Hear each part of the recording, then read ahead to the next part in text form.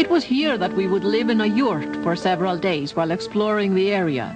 These have been built in typical Mongolian style by the government, especially for the comfort and convenience of those who wish to visit the exciting sites nearby. Inside, you're protected from the chilly night air by layers of felt placed over the reed framework, and modern toilet facilities as well as hot water are available.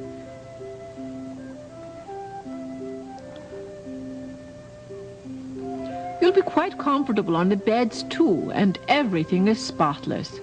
And so, well rested, we were ready to go out and explore the sites of Bamyan, a very famous city. In fact, and an area, the whole valley, the Golden Valley of Bamyan, is noted for an entire mountain range that was used by the Buddhists as a sacred place in centuries past.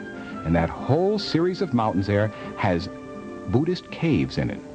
Religious fanatics, religious priests came here, carved the caves, and dedicated all of these caves to Buddha. Now, when the Muslims came along, many of the caves were destroyed. In fact, the caves were used as residences, and the tar from the fire covered many of the paintings inside, and that sort of saved those paintings. They've been able to remove the tar deposits from the fires of the last few centuries, and they have found Buddhist paintings, some of them of great beauty and color, inside the caves. A tremendous Buddhist religious complex in this Bamyan Valley. There were places where you could see the remains of some of the statues that had been attached by those holes to the background there. The statues have long since disappeared. One tremendous statue is being restored by Indian engineers and artists who have come up there, and they're trying to restore this tremendous one. You can see how in the olden days they used to have ropes there and put the mud around the rope to cause the folds in the robes. But that was the small Buddha, 125 feet. Here is the large Buddha. The large Buddha is 175 feet high, probably the biggest in all of the world. And here's what remains of it.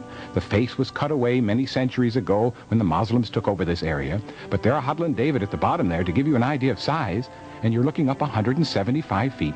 And above its head, above the head of this statue, we could see very unusual paintings. We were told it might be possible to go up there and see the paintings at close range. To reach the head of the Buddha, you first climb up a little slope, which takes you halfway to your goal. Here you're looking down on the fertile Bamyan Valley, guarded by its forts. Then you enter a series of caves they have discovered, which lead right to the head of the statue. And we'd like you to join us as we climb through the winding passages of the cliff, passing on the way Buddhist paintings which cover many of the walls and ceilings. And this is done with our portable battery lights. As we climb up and up, we're going to be up 175 feet through these caves as we head for the top of the Buddha. The statues that you've seen, the caves themselves, are 1,500 or more years old. And this is a secret way to get to the top of the Buddha that they only recently discovered. The regular way to go up there was long since destroyed, but they're able to get in sort of a back way. And here we are going through these 1,500-year-old passageways, and there we are standing on top of the Buddha's head. Here you can see some of the statues, you can see some of the paintings, you can see that they were fired at by a lot of the tribesmen when they came here with their guns. That's what causes those splotches there. Those are bullet holes.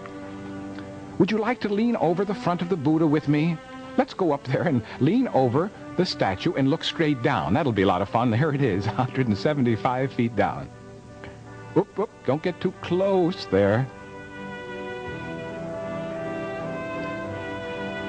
Well, we climbed down again, all the way down this way, and had one last look at that magnificent big Buddha, 175 feet high, carved in these cliffs 1,500 years ago. We'll continue in just a few moments.